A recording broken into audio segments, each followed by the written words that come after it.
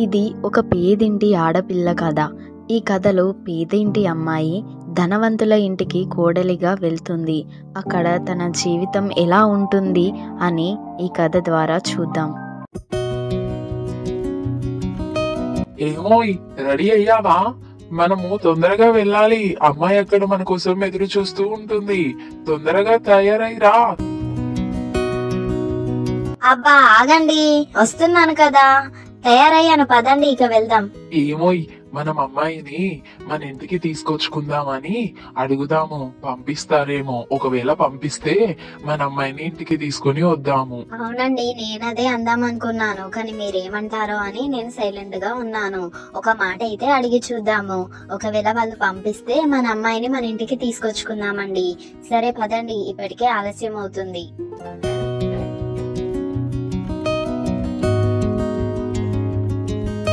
అమ్మా, నాన్న రెడీ అయ్యాడా? సిటీకి వెళ్ళి రావాలి అంటే చీకటి అవుతుంది కావచ్చు. అక్కడ పని ఎలా ఉంటుందో తెలియదు కదా. ఆలస్యం అవుతే ఎలా ఉంటుంది? తొందరగా రెడీ అయ్యి రమ్మను నాన్నని బయటికి. నేను రెడీ అయ్యాను రా, పద ఇక వెళ్దాం. ఒక్క నిమిషం ఆగు నాన్న. సిరివల్లి, సిరివల్లి.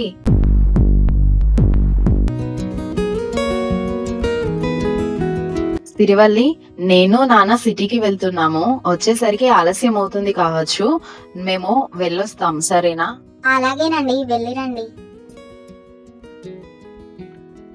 ఏయ్, వెళ్ళి టీ తీసుకురాపో. అలాగే అత్తయ్య గారు. అమ్మా సిరివల్లి. మా నాన్న గొంతులో వినిపిస్తుంది. మా అమ్మ నాన్న వచ్చినట్లున్నారు. ఏంటండి, మనం వచ్చి చాలా సేపు అవుతుంది. ఎన్నిసార్లు పిలిచినా అమ్మాయి పలకదేంటి? ఇంట్లో ఉందా లేదంటే బయటికి వెళ్ళారా? ఇంట్లో ఉన్నట్టుంది. అదిగో బోళ్ళ సౌండ్ వినిపించట్లేదా? ఏదో పని చేస్తున్నట్లుంది. వస్తుంది కావచ్చు, ఆగు. అదిగో వస్తుంది చూడు మాటల్లోనే. అమ్మ నాన్న ఎలా ఉన్నారు? తమ్ముడు, అన్నయ్య, అక్క వీళ్ళంతా ఎలా ఉన్నారు? ఎప్పుడు బయలుదేరారు ఇంటి నుండి? ఇప్పుడే వస్తున్నారా? మేమంతా బానే ఉన్నాము తల్లి. నువ్వు అల్లుడు గారు ఎలా ఉన్నారు? అయినా ఏంటి కాస్త చిక్కిపోయినట్లున్నావు? సరిగ్గా టైంకి తినట్లేదా? నిన్ను చూసి చాలా రోజులైంది కదా, ఎలా ఉన్నావేమో అని చూసి వెళ్దామని వచ్చాము. నాకేంటమ్మా, నేను బానే ఉన్నాను. ఏదో పనిలో పడి సరిగ్గా టైంకి తినట్లేదు అంతే.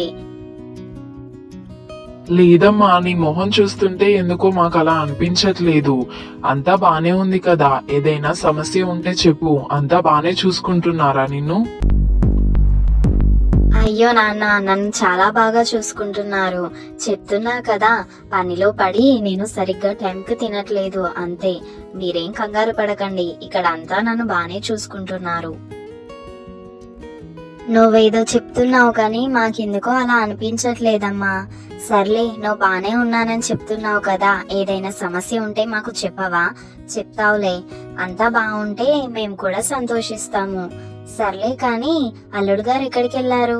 మీ అల్లుడు మామయ్య వాళ్ళిద్దరూ సిటీకి వెళ్ళారు. ఏదో పని ఉందంట, అందుకని ఉదయాన్నే వెళ్ళారు.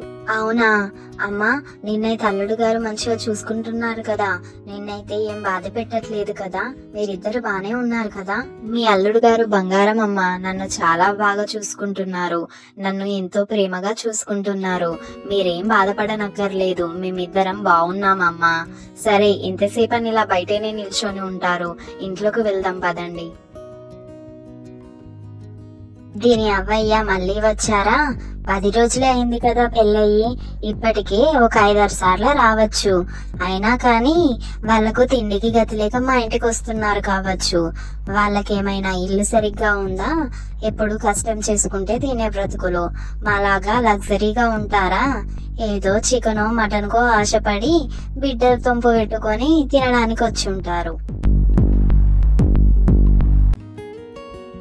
అమ్మా నాన్న, అత్తయ్య గారితో మాట్లాడండి. నేను లోపలికి వెళ్ళి ఏమైనా తినడానికి తీసుకొస్తాను. అక్క, ఎలా ఉన్నావు? బావ ఎలా ఉన్నాడు? వదిన, అందరు ఎలా ఉన్నారు? బాగున్నారా? అందరం బానే ఉన్నాము. ఇప్పటి వరకు బానే ఉన్నాము. ఇప్పుడు మీరు వచ్చారు కదా, చూడాలి ఎలా ఉంటాము. బావగారికి ఏంటి బ్రహ్మాండంగా ఉన్నాడు.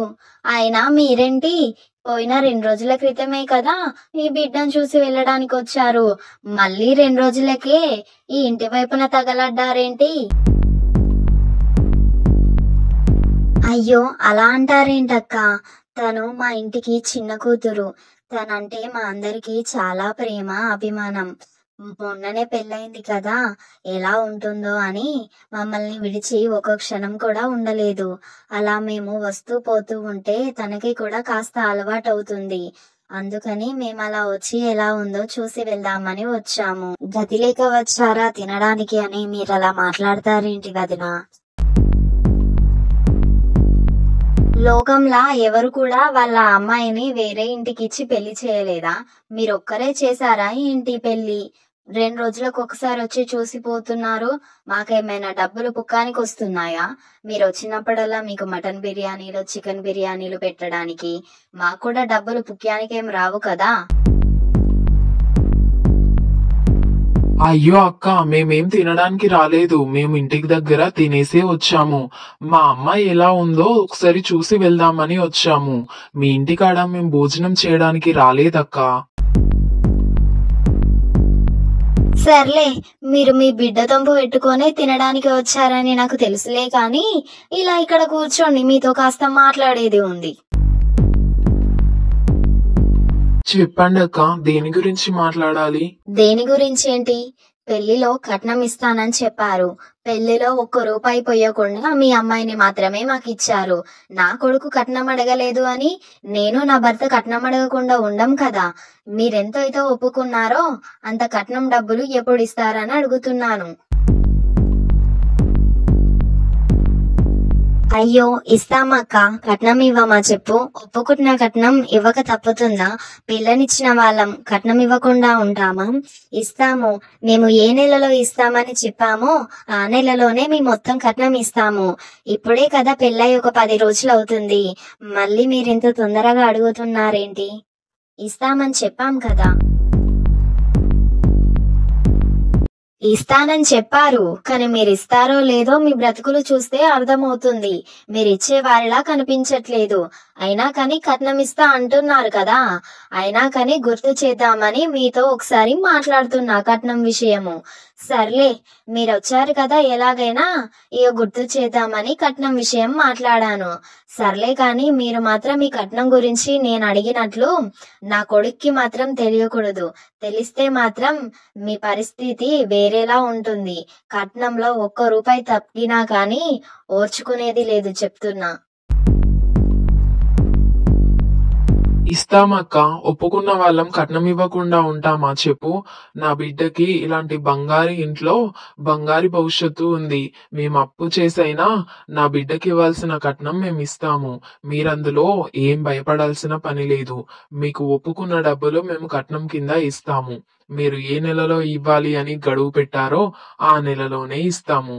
దానికి ఏం సమస్య లేదు. అమ్మా నాన్న, కోడిగుడ్లతో కూర వండాను, మీరు కడుపు నిండా భోజనం చేసేరు రండి.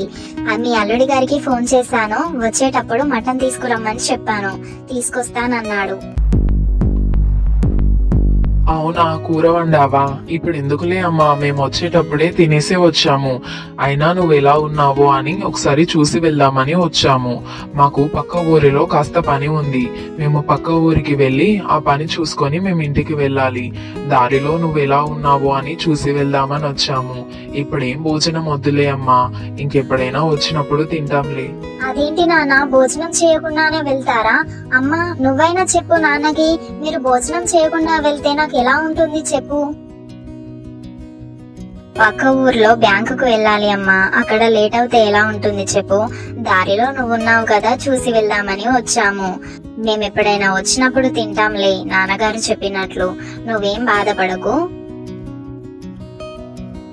అదేంటమ్మా, తినకుండా ఎలా వెళ్తారు చెప్పు? మీరు తినకుండా వెళ్తే నాకు ఎలా ఉంటుంది?